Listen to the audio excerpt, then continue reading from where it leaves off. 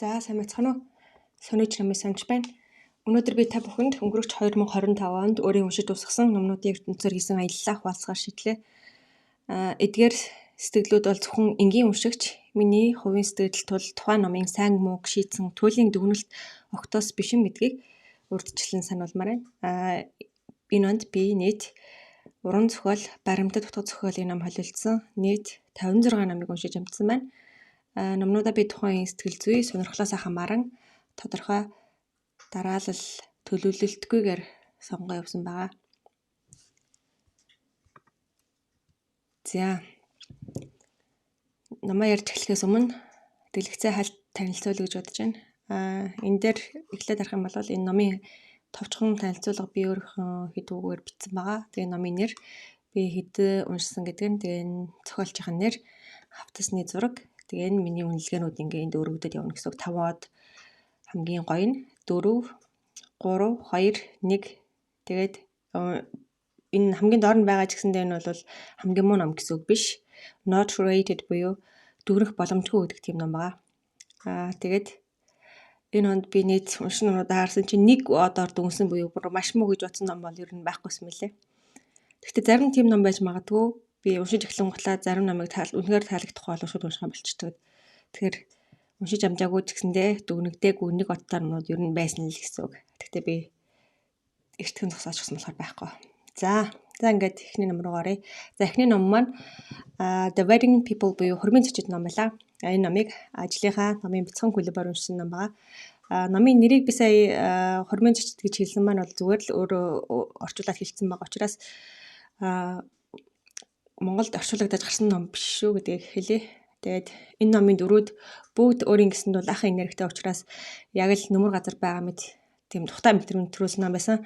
Энэ номон дээр бол Фиби гэж нэртэй гол дүрийн эмэгтэй нь нөхрөөсөө сасныхан дараа амьдрал нь утгагүй болсон юм шиг санагдаад тийм буруу сонголт хийгээр төлөвлөд байсан тэр л үед нэгэн хурмын тийм гинтийн зочин болж орох нөхцөл бүрдээд тэгээд өөрийнх нь амьдрал оронгороо иргэдэг. Тэр хурман дээр байгаа хүмүүсийн ч гэсэн амьдрал маш их өөрчлөлт ирдэг.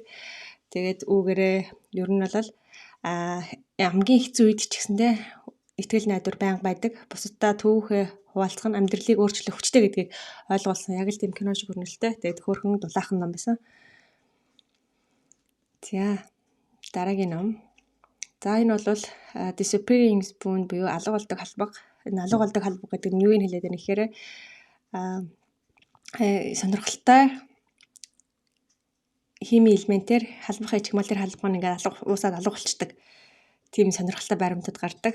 Тэгээ энэ номын нэрэн дээр нь гарсан байгаа нь бол гали металлаар хэрэг халбахаа хийгээд тэр халбагаараа халуун юм бутгах юм бол нэг мэдгээд нөгөө халбах чи алга болчихсон байна гэдгийг гэх мэтчлэн ийм сонирхолтой тийм химийн элементүүдийн баримтуудыг хийлээд тэгээд тэдгээр элементүүдийг хэрхэн нээсэн тэдгээрийн ард ямар хачирхалтай түүх нуугдж байсан тухай гардаг гайхалтай ном байгаа. Хийм болон суур шинжлэх ухаан сонирхдаг хүн бүр уншихад илүүдгүй гэж бодож байна.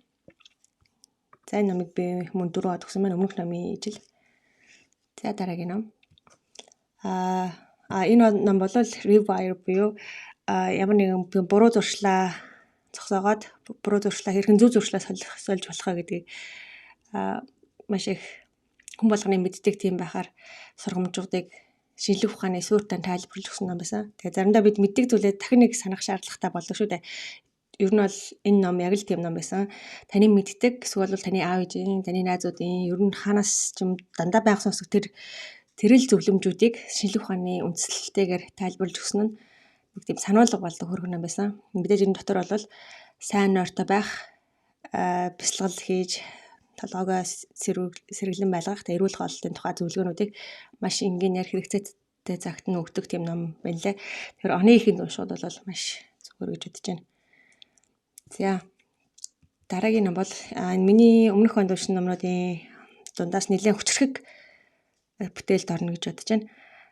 Энэ бол 20 дугаар зууны түүхэн сургамжуудыг ялангуяа дэлхийн 2 дугаар дайны өмнөх болон 2 дугаар дайны үеэр болсон аимшигт үйл явдлууд хэрхэн ихэлсэн нэг л мэдхэд хэд хэдэн орнд дарангууллын нийгэм бий болсон байсныг сануулсан байлаа. Тэгээ үүн дээр үндэслээд ардчлалыг хэрхэн хамгаалж дарангууллаас сэргийлэх тийм 20 чухал хичээлийг дурдсан байгаа. Өнөөдрийн цаг үед ч гэсэндээ хүн бүрийн заавал тунгаан болох ёстой сэдв гэж бодож байна.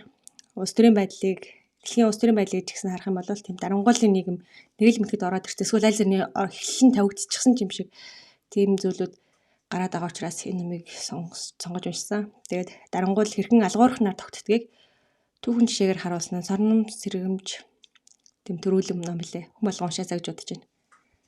Номыг би 5 удаар үнэлсэн байна. За дараагийн ном нь Black Pill буюу хар эм гэдэг тартай ном байна. Энэ дээр бол интернетийн хамгийн харанхуй болонгууд болон тийм dark web дээр онлайн ертөнцид extremist буюу тийм хит тууширсан үзэл санаанууд хэрхэн бодит амьдрал дээр биелэлээ олж буйг харуулдаг. Тэгээд сэтгүүлч Эл Рив онлайн орчинд дах үзэл суртал нийгмийг хэрхэн хордуулж Америкийн улс төрд нөлөөлж байгааг өөрийн биеэр гэрчилсэн. Дөөрөд дунд нь ороод тэр түүхэн итгээд толгойгоо угаалгаад явж байгаа хүмүүстэй харилцсан тухайга тийм сэтгүүл зүйн сонирхолтой байдлаар бичсэн ном байгаа. За энэ номыг бүр 4 удаа өгсөн байна. За дараагийн ном энэ сэтгэл зүйн сэдвтэй ном байгаа. Тэгээ сэтгэл судлаач Шигехиро Оиши хүний амьдралыг бүрэн дүүрэн болгодог 3 дахь хэмжигдэхүүн бол сэтгэл зүйн баялаг туршлага юм а гэж гаргаж ирсэн мэлээ.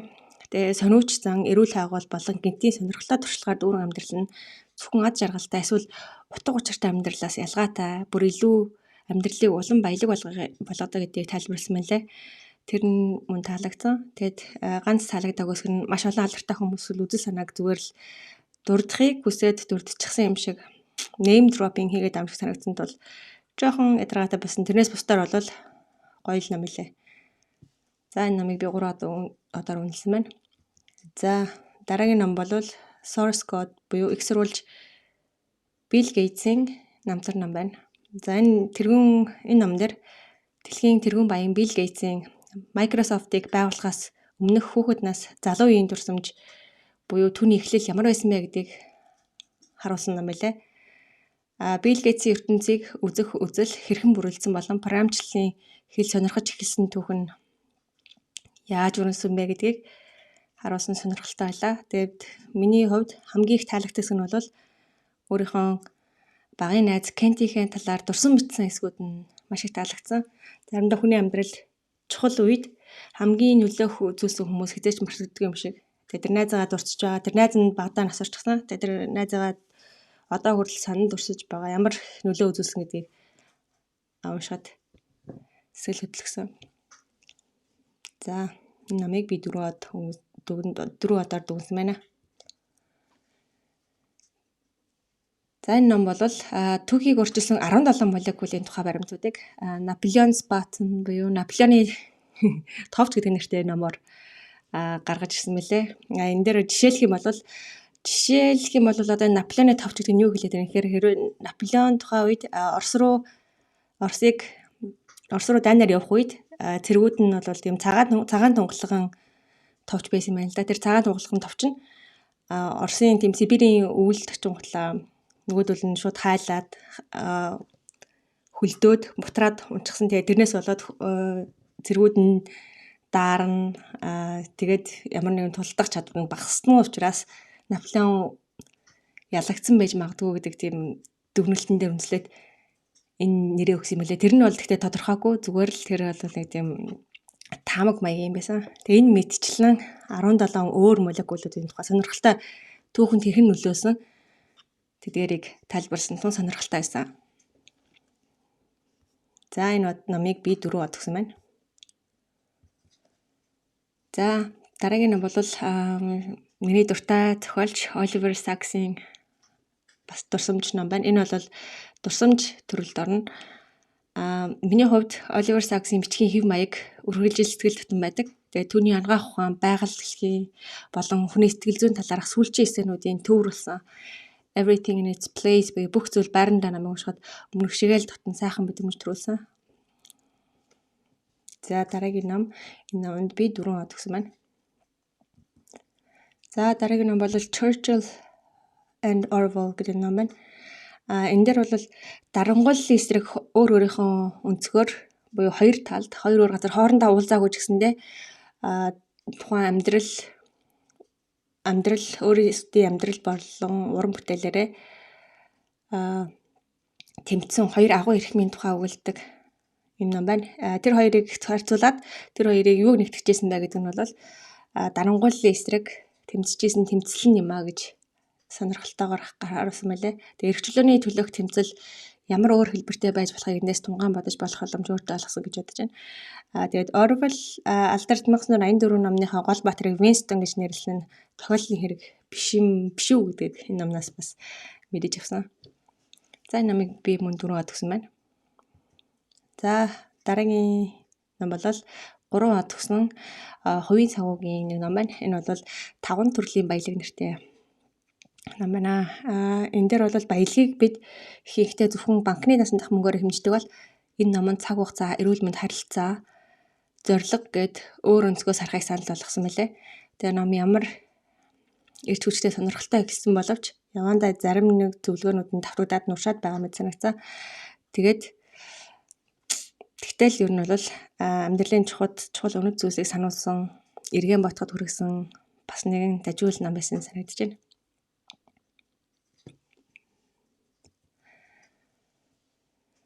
За энэ дараагийн номд амьдрал тохиолдох хүндрэл бэрхшээлийг зэн буддизмын сургаалаар хэрхэн даван туулах тухай Хэмин Зинэм Лантны зөвлөгөө байна. Тэгээ бидний хяналтаас гадуур зүйлс тохиолдох үед дотоод амар амгалангаа хэрхэн хадгалахыг өөрийнхөө амьдралын түүхтэй уялдуулан тайлбарласан нь маш татам мэдрэмж төрүүлэн болсон мэлээ. Амьдралд бидний төлөвснөөс болохгүй зөндөө зүйлс тохиолддог. Тэдгээрийг даван туулахдаа яаж гарч исэн зүгээр энгийн зөвлөмж номнууд байсан нь маш сонирхолтой байсан. За дараагийн ном бол Educated гэдэг ном. Энэ бол маш их алдартай ном ба. Энэ номыг би ажлынхаа номын клубээр уншсан. Өмнө нь уншижсэн ном ч гэсэндээ дахиж уншсан. Тэгэхээр дахиж уншихдаа бол ерөөс огт харамсаагүй ном. За хамгийн ойрын хүмүүсэнд хүртэл ямар амжилттай мунхаг байж болдгийг харуулсан зүрх зүсэн бодит түүх гардаг. Гэхдээ тэрхүү мунхаг байдлыг зөвхөн боловсрлоор л ялан дийлж чадна. Эсвэл бол тэндээс цутааж чадна гэдгийг Тара Бүсгүй амьдралаараа гэрчилсэн юм шиг санагддаг. Түүний гэр бүл хаалттайгаар алдартай Мормоны шашинтай гэр бүл байсан гэдгийг мөн тодтох нь зүйтэй болов уу. Тэгээ би энэ номыг уншихаас өмнө бол тийм Мормоны талаар нэрийг нь сонсчихсан болохоос яг ямар шашинтай юу гэрхэмлдэг хүмүүс вэ гэдгийг ер нь мэддэг байж байгаа. Энэ номоос хамгийн анх мэддэг болж байсан. Тэгээ тэрийгэ чихнээ сая сэргээж уншихад бол сонирхолтой хэвээрэл байлээ. Тэгээ хүн бүрийн унших ёстой бүтээлүүдийн нэг гэж мөн боддог. Тэгээ энэ удаагийн уншилтан дээр өмнө нь төдийлөн анзаарч байгаагүй нэг зүйл гэвэл энэ номын дотор Тара Бүсгүй нутгийнхаа хайрхан уул Bucking оргил гэдэг Bucks Peak гэдэг нэг оргилыг өөрийнхөө амьдралын бас нэгэн ээж аав ч юм уу эцэг гэх юм уу тийм байдлаар гаргадгийг нь өмнө нь анзаарч байгаагүй. Сая анзаарсан чинь яг тийм Монгол хүний нүдээр харахад тийм Монгол ёс заншилтай ойрхон юм шиг ямар нэгэн уулыг хайрхан гэд шүтдэг. Яг өөрөө хэлээгүй ч гэсэндээ ер нь бол шүтдэг уул нь байхаар юм байна гэдгийг анзаарч авсан сонирхолтой санагдчихсан. За дараагийн ном руу оръё. Тэгээ өмнөх номоо хэлэх юм бол сая Educated ном маань 5 од өгсөн юм ба. За дараагийн ном бол хариуцлагагүй байлын хор уршгийг сануулсан сурамжтай түүхлээ. Энэ бол Careless People буюу хайхрамжгүй хүмүүс гэдэг нэртэй ном. Энэ дээр бол Facebook-ийн эрх мэдэлтэй Facebook компани удирдагчид ямар хайхрамжгүй, ямар их хүчийг гартаа атгсан мөртлөөсөө ямар хайхрамжгүй үйлдэл хийдэг гэдгийг өөрөө тухайн компанид ажиллаж байхдаа ойлгож авсан тухайга тийм нүгөө ярьж өгдөг тийм хувийн намтар дурсамж ном. Тэгээд ер нь бол бараг хүн болгон уншихад илүүдэхгүй гэж бодож байна.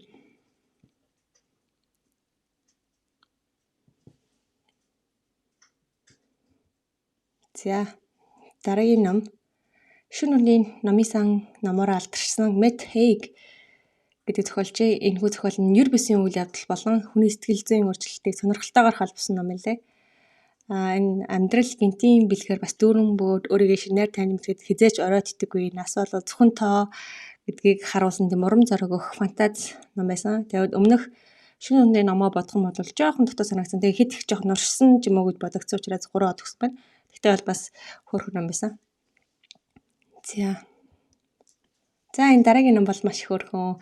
Миний хүүхэд насны туршимжийг сэргээсэн номыг дахиж унших боломж гарсан. Энэ багада би эсвэл яагаад гэх мэт хүүхдийн сониг маш их захиалж уншдаг байсан. Тэгээд аль тэр хоёр сэтгүүл номын сонингийн аль нэгэнд нь цувралаар энэ зохиол орчуулагдсан гарч ирсэн юм.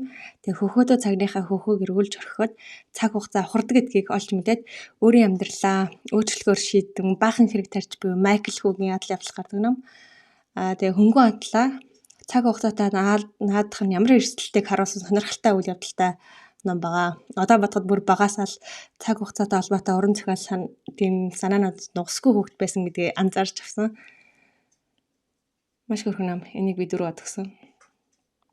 Маш бөөнхөн ном. Энэ бол ер нь би өмнө нь мэддэг байсан чинь Goosebumps гэдэг юм цуврал, маш олон цуврал алдартай ном байдаг юм лээ. Тэгээ ер нь дараа нь цаг гарвал бусад цувралуудыг ч гэсэн уншиж бодож байна. Та бүхэн энэ Goosebumps-ийн номнууд уншижсэн үү? Эсвэл бол яг энэ Нажиг багада юм би эсвэл бол яагаад гээд сонингуудаас тийм цуврал зохиолуудыг орчууд гарна гардгийг уншижсэн үү? Энийг бас уншижсэн үү?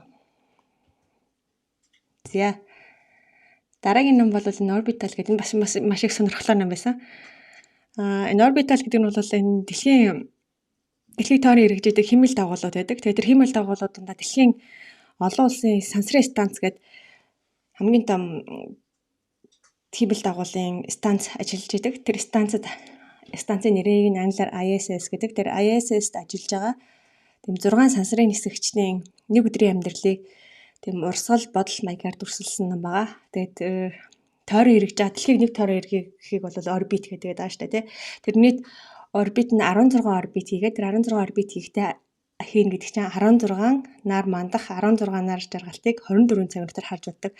Тэгээд яг энэ дэлхийг тойроо явж байхдаа одоо энэ бол уран зохиолын ном л да. Тэгээд нийт 6 сансрын нисгэгчдэр дунд нь гараад өөрсдийнхөө амьдралыг тийм бодлын цуврал маягаар ингээд бичээд бодоод явж байгааг энэ ном болгоод бичсэн гэсэн үг.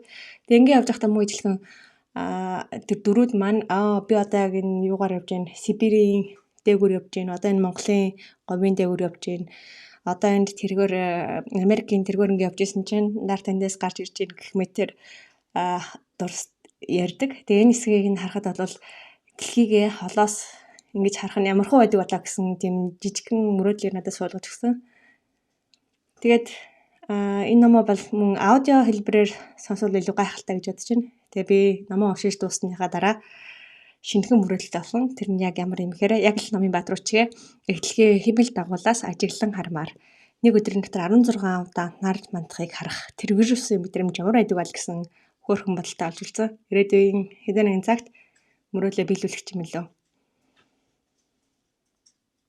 За дараагийн номыг би 4 од өгсөн байна. За энэ дараагийн ном бол дэлхийн геологийн цаг хугацаагаар олон эринд хуваадгийн хамгийн сүүлийн эрен буюу хамгийн одоогийн эрнийг холоосин гэж албан ёсоор нэрлэдэг. Гэхдээ одоогийн эрен хүний хөгжлийн нөлөөгөөр асар их өөрчлөлтийг хурдцтайгаар дэлхийд авчирч байгааг харгалзан үзээд хүний эрен буюу антропоцен эрен гэж нэрлэх саналууд гарсаар байгаа байлээ. Тэгээд энэхүү нэрийг аваад энэ Джон Грин зохиолж энэ хүний эрен буюу антропоцены эрэнд ямар шинэ өөрчлөлтүүд гараад тэр өөрчлөлтүүд нь Джон Грин хувь хүнийхээ үүднээс тэр өөрийнх нь амьдралд ямар их өөрчлөлтүүдийг авчирсан нэг 5 одоор мөн дүгнэх тийм сонирхолтой байдлаар гаргаж ирсэн. Тэгээд тэр хүний эрэнд бий болсон шинэхэн өөрчлөлтүүдийг 5 одоор дүгнээд тэрэн дээрээ жижигхэн өгүүлэл байдлаар бичсэн нь маш сонирхолтой. Номондоо өөрийн товч намтрыг шинжлэх ухаантаа сүлжсэн нь мөн улам сонирхолтой болгосон мөлий. Тэгээд эрэгтэй хүн ч гэсэн сэтгэл хөдлөлөө гаргаж байгаа нь маш их таалагдсан. За тэгээд Джон Грин хүний эрэнд хэрхэн амьдарч байгаа болоод амьдралд нь сэтгэл хүлээсэн зүйлс үйл явдлуудыг сонирхолтой байдлаар дүгнснийг уншихад маш сонирхолтой байсан. Та бүхэн ч уншаад үзээрэй гэж бодож байна. За энэ номыг би 4 од өгсөн байна. Энэ номыг би дахин унших дуртай. Тэгээ энийг бол бас дахин уншсан ном байх нь. Өмнө нь уншсан ч гэсэндээ дахин унших сонсох дуртай. Номнуудын маань нэг байна.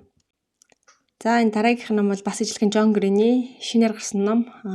Энэ бол 2025 онд шинээр хэвлэгдсэн сүрийн өвчний талаар ном байгаа.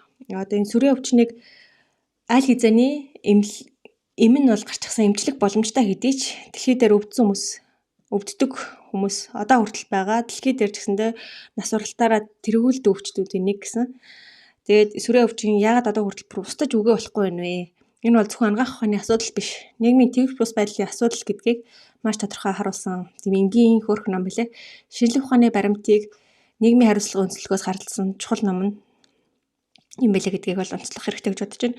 Өвчтнийг бүрэн ангаах юм эмчилгээ нь бүрэн гарсан хэдий ч бүх хүнд хүрч бүрэн устгах нь тэр өдөр амархан ирдэггүй гэдгийг тийм муухай үннийг боддоор бичсэн ном билээ.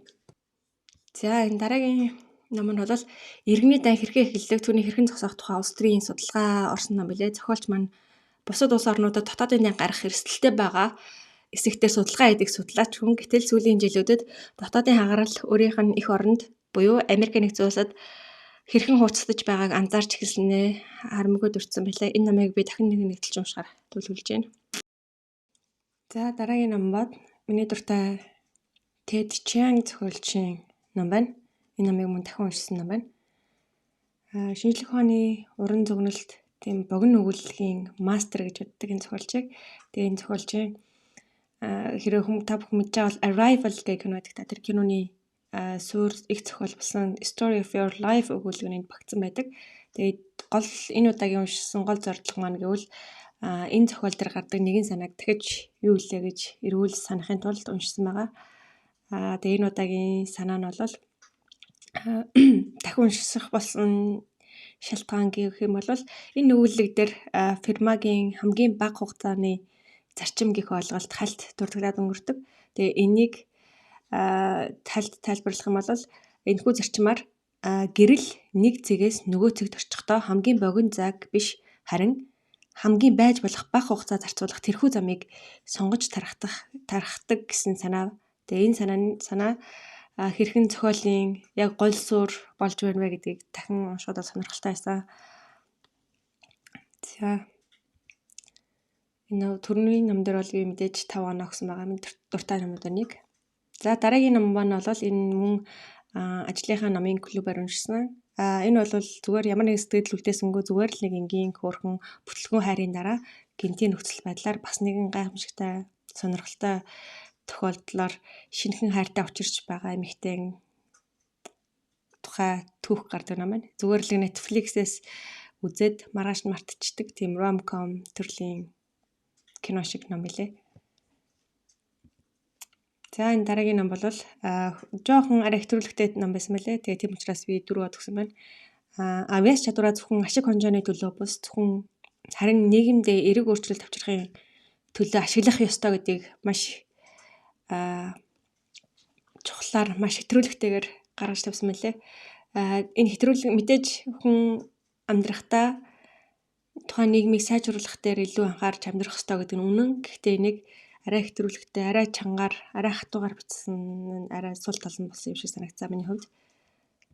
За дараагийн ном бол энэ маш сонирхолтой ном байсан. Германы хамгийн чинэлэг гэр бүлүүд нацист Германы үед хэрхэн улам хөрөнгөжиж байсан тухай. Тэгээд тэр гэр бүлүүд одоо ч гэсэн хэрхэн баян хിവэрэ байгаа тухай гарч ирсэн маш сонирхолтой ном байсан. За энэ дараагийн ном бол Мелинда Гейтс Билл Гейтсийн эхнэр байгаа. Амьдралынхаа хамгийн чухал эргэлтийн цэгүүд дээр ямар мэдрэмж төрж исэн тэдгээрээ хэрхэн даван туусан тухайга нин үгөө бичсэн юм шиг санагдсан. Тэгээд тэрэн дээр нь юу гардаг гэхээр хэрэг ээж болсон үе, тэгээд хайртай найзаагаа өвчнөөр алдсан үе. Тэгээд нөхрөөсөө салсныхаа дараа хамтран ажиллаулдаг байсан Гейтс ангаасаа хэрхэн гарах болсон тухайга тийм өөрчлөлтүүдийн талаар бичсэн мэлээ. Ямар нэгэн ойрын татан найзтайгаа суугаад амьдралыг нь сонсож байгаа юм шиг тийм дутаар мэдрэмж төрүүлсэн хөөрхөн л ном билээ. Би 3 од өгсөн байна. За дараагийнх нь бол би аялын нэвтрүүлэг тийм влог үзэх их дуртай. Тэгээд тэгж яваад алдарт аялагч Rick Steves гэдэг хүний тухай мэдэж авсан. Тэгээд энэ алдартай аяллаа гайд хүн хэрхэн бий болсон тухайга хамгийн анхны байж болох тийм аяллуудынхаа тэмдэглэлийг энэ дээр гаргах юм лээ. Тэгээ Стамбулаас Катманду хүртэл хийсэн аяллахаа тэмдэглэлийг бичсэн сонирхолтой түүх лээ. Энэ яг үгүй тийм ч гоё биш, тийм ч муухай биш. Гэхдээ бас сонирхолтой байсан. Тэгээ би 3 од өгсөн байна. За энэ бол бас их сонирхолтой юм байсан. Би энэ ном дээр 4 од өгсөн. За бид хүн төрөлхтөө ер нь байгаль хийгээс үргэлж ямар нэгэн зүйлийг үн төлбөр авч идэг. Харин энэ зохиолч маань энэ Serviceberry буюу тийм нэгэн модны жимс гэдэг юм байна л да. Тэр жимсээр дамжуулан бэлэглэлийн эдийн засаг гэж юу болох. Тэгээ байгалийн угмар сэтгэлийг бид яаж харуулах ёстойг маш нандин хөөрхөн байдлаар тайлбарсан богинохон ном байлээ. Зөвхөн ашиг хонжоо хардаг зах зээлийн нийгэмд байгаль дэлхийг эргүүлэн хайрлах талархах сэтгэлийг сануулсан ном байлээ. Тэгээ түүнийгээ эргэн тойрныхоо амьдралд харилцаандаа хэрхэн тусгах нь зүйтэй вэ гэдгийг мөн сануулсан. Маш жижигхэн маш том цар хүрээтэй ном байсан. За дараагийн ном бол маш сонирхолтой ном байсан. Энэ 1980-ад оны үед Ирландын нэгэн жижиг хотод өрнөж буй сэтгэл хөдлөм түүх байсан. Энэ дээр бол мөн сэтгэл өвтгөн түүхийг маш жижигхэн маш нэгхэн номоор хэрхэн гаргаж ирсэн нь үнэхээр гайхамшигтай байсан. Энийг уншихад хүн болгон уншаацаа гэж хэлж болохоор ном билээ. Тэгээ өмнөх зохиолч маань таалагдсан учраас дараагийнх нь өөр нэг номыг уншаад үзье гэж бодсон чинь нэг тийм Foster гэдэг нэртэй богино өгүүлэг гэх мэт тууж байсан. Энэ нь бол бас нэгэн гайхалтай бүтээл лээ. Гэхдээ өмнөх номыг бодвол арай жоохон сул гэж үзээд би 4 од өгсөн. Өмнөхдөр нь бол 5 од өгчээсэн. Нэгэн бяцхан охин нутгийнхаа өөр нэгэн айлд төр өргөгдөж очиж амьдрахдаа өөрийн төрсөн гэртээ амцаагүй хайр аз жаргалыг мэдэрч сэтгэл нь хэрхэн хоёрдож байгааг харуулсан тийм сэтгэл өвдсөн зохиол хэлээ. Уншихад үтцсэн байхад илүүдэхгүй. За энэ дараагийнх нь бол би бас энэ Kurt Vonnegut гэх зохиолчтой амар дуртай. Энэ дээр бол 5 дугаар Bonnie газар гэдэг тийм дайныг сэрүүцсэн ном байдаг штэ. Тэр номын зохиолж байгаа. Тэгээд энэ зохиолчийн номнуудыг би ер нь бүгднийг баг уншия гэж төлөвлөж байгаа учраас тэгээ олцсон номыг уншаа явсан. Энэ ном бол алдар зохиолчийн өөрийнх нь улс төр болон амьдралыг харах өнцөг нийгмийн талаар бичсэн тийм өгөөдөл бүхий эссенүүд нь багтсан байлээ. Тэгээ бас зугаатай энэ зохиолчийн сэтгэлийг харуулсан эссенүүд ихтэй байсан учраас альбог бодогдуулж байдаг. Тэгтээ бас зугаатай хөрхөн ном лээ. За ингээд харсан чинь нийт эхний 30 номоо аль зэний яриад дуусчиж 2 хуваач гэж бодож байна. Арай урт болоод байгаа учраас дараагийн хэсгээр үлдсэн номнууд оруулъя. Эхний 30 ном юм байна. Та бүхэн хэрвээ энэ эдгээр номнуудын талаар илүү дэлгэрэнгүй мэдмээр байх юм бол доор сэтгэлээ үлдээгээрэй. Мөн таны уншсан номын дунд байх юм бол танд ямар санагдсанаа мөн бичиж үлдэвэл сонирхолтой байгална.